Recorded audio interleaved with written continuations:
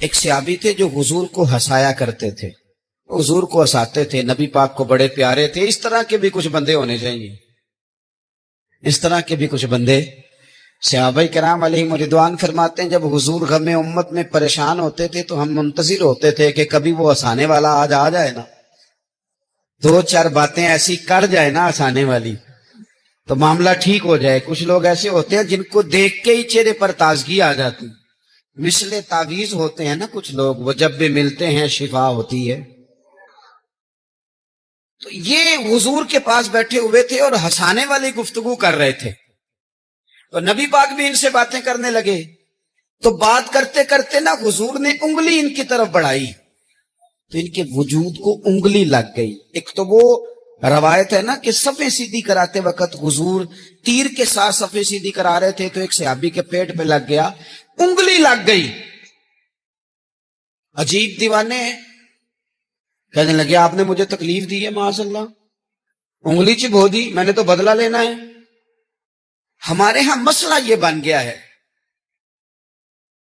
کہ کوئی بڑا آدمی بھی اپنے آپ کو قانون کے حوالے نہیں کرتا۔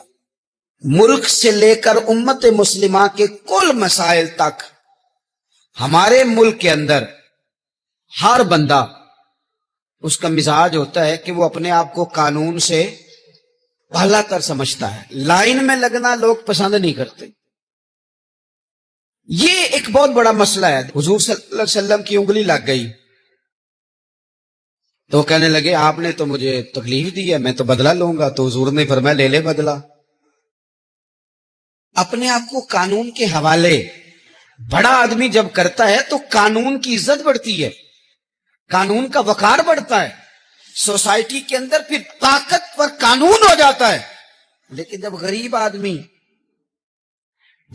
آدمی کے لیے قانون اور ہو اور امیر کے لیے قانون اور ہو تو اصل معاملہ تو قانون کی بالادستی کا ہے، آئین کی پاسداری کا ہے، اصولوں پہ کھڑے ہونے کا ہے۔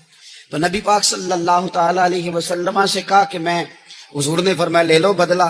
یہ حقوق العباد کی نزاکت عرض کر رہا ہوں، لے لو بدلہ۔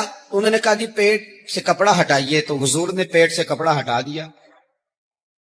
تو بڑے دیوانے آدمی تھے، انہوں نے امت کو بتانا تھا کہ کچھ اس طرح کے رنگ بھی ہوتے ہیں محبت کرنے کے لیے، الٹی ہی چال چلتے ہیں دیوان گانے عشق، آنکھوں کو بند کرتے ہیں دیدار کے لیے۔ اس طرح بھی کبھی کبھی ہوتا ہے۔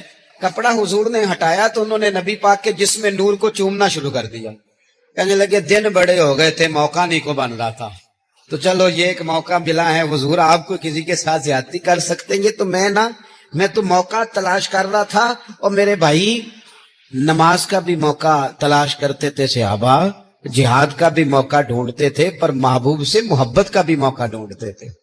کبھی کبھی نا محبت کا بھی تو موقع، نیرے خشک نہیں نہ ہو جانا چاہیے، نہ علماں وچ پھنسا